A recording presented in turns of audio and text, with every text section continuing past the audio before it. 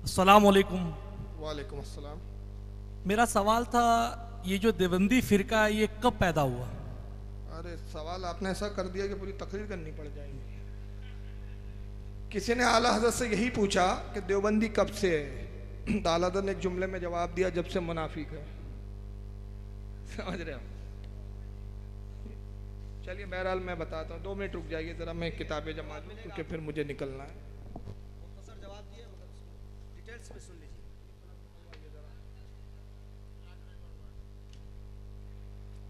वहाबी फ़िरके की जो बुनियाद है,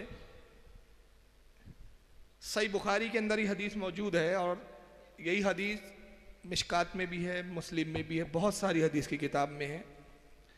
हज़रत सैयदना अबू हुरैरा रदियल्लाहु ताला अन्हु से रिवायत है कि रसूलुल्लाह एक मरतबा माल गनीमत तकसीम फरमा रहे हैं।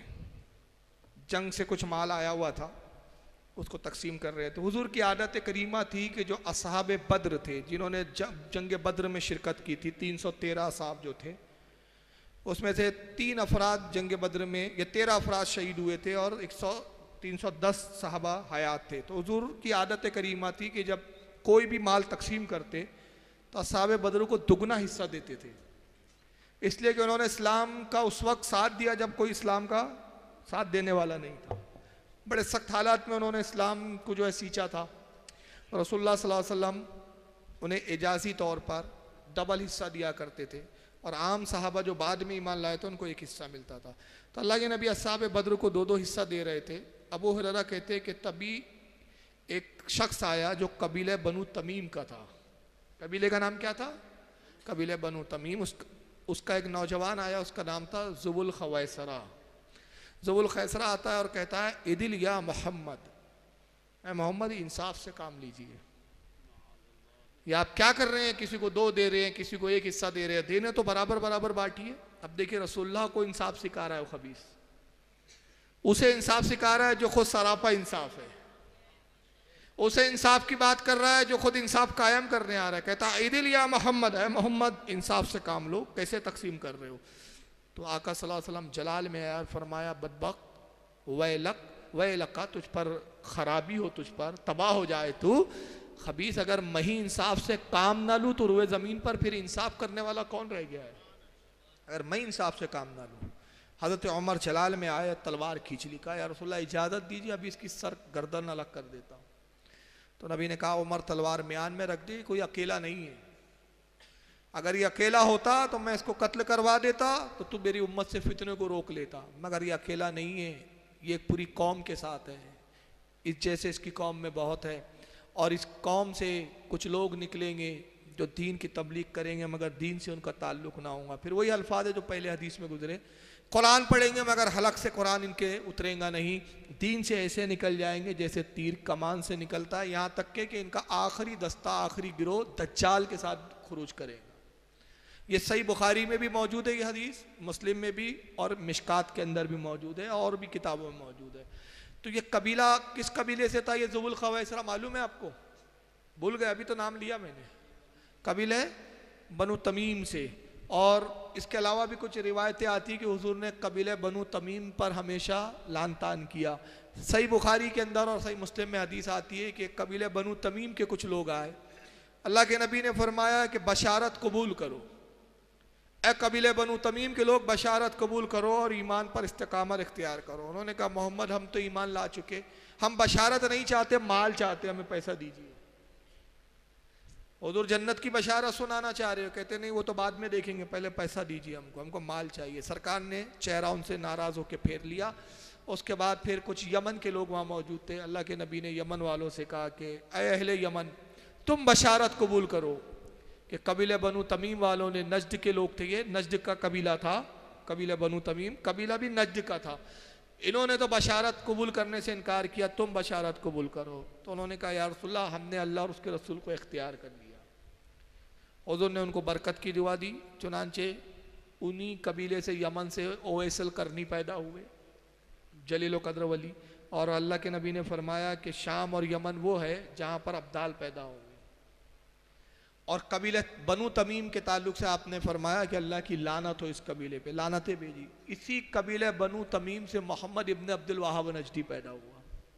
ये उसी बनी कबीला बनु तमीम का, ये मैं नहीं कह रहा, इन्हीं के घर की छपी हुई आप किताबें देख लीजिए, जिसमें सीरत मोहम्मद इब्न अब्दुल वहाब नजदी है, हयात शेखुल इस्लाम मोहम्मद इब्न अब्दुल वहाब नजदी अब्दुल्ला बिन बास की किताब है, उसके बाद शेखुल इस्लाम मोहम्मद इब्न अब्दुल वहाब नजदी एक मजलूम मुफक्किर जो मसूद नदवी की है वो देख लीजिए। सारी किताबें जो इनकी छपी है इब्न अब्दुल वहाब नजदी के सवाने हयात पर, सब में बाकायदा लिखा है कि मोहम्मद इब्न अब्दुल वहाब नजदी का जो ताल्लुक था कबीले बनु तमीम से था।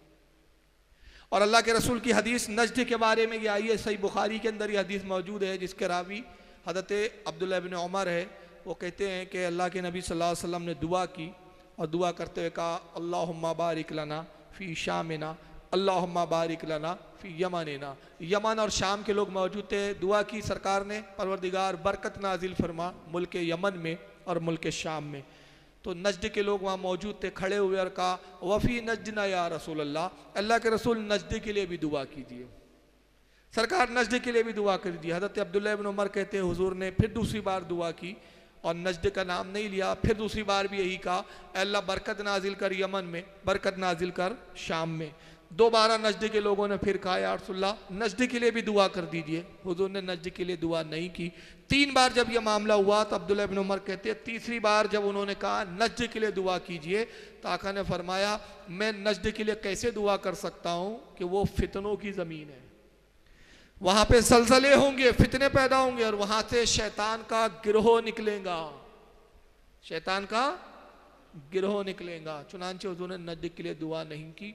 मोहम्मद इब्न अब्दुल वहाब नजदी नजदी का पैदा हुआ है। इन लोगों ने खुद लिखा कि उनकी पैदाइश नजद के शहर ओईना करके इलाका है और फिर वहाँ से वो दरैया आया।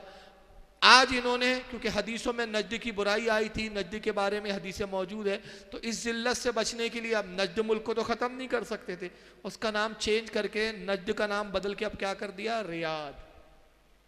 ये रियादी वही है जो इसका पुराना नाम नजद है और आज उसको राजधानी बनाया है। बताइए सहाबा के ज़माने में मदीना राजधानी रही, कूफा राजधानी रही, मक्का राजधानियाँ रही, मगर इन्होंने ना मदीने को चुना राजधानी के लिए, ना काबे को चुना, क्या चुना नजद को चुना, क्योंकि उनका बाप ही नजद से पैदा हुआ है ना।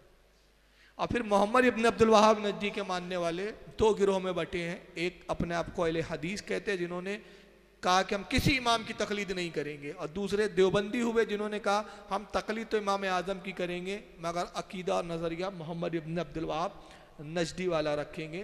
तो वहाबियत की इब्तिदा जो है वो तो ज़ुबुल खवैसरा से हुई, बीच में फ़िरका ख़त्म हुआ तो दोबारा इसकी तजदीद जो है मोहम्मद इब्न अब्दुल वहाब नजदी से हुई, मतलब ये इसकी असल है। और आज यही मोहम्मद इब्न अब्दुल वहाब नजदी को बहुत बड़ा मुस्लिह कहते हैं, बहुत बड़ा शेखुल इस्लाम और मुजद्दिद वगैरह सब कहते हैं, जबकि जितने भी उस दौर के उलमा सब ने उसके ऊपर कुफ्र के फतवे लगाए। इतना बड़ा खबीस था, कहता था मोहम्मद अल्लाह कि मोहम्मद से बेहतर मेरी लाठी है। किताब तौहीद किताब लिखी है उसने, उसमें कहता है कि मोहम्मद सल्लल्लाहु अलैहि वसल्लम की कब्र की ज़ियारत करना भी जायज़ नहीं कि मोहम्मद का रोज़ा बुत की तरह है। ये सब उसके बातिल अकीदे थे। वल्लाहु आलम सुम्मा रसूल आलम।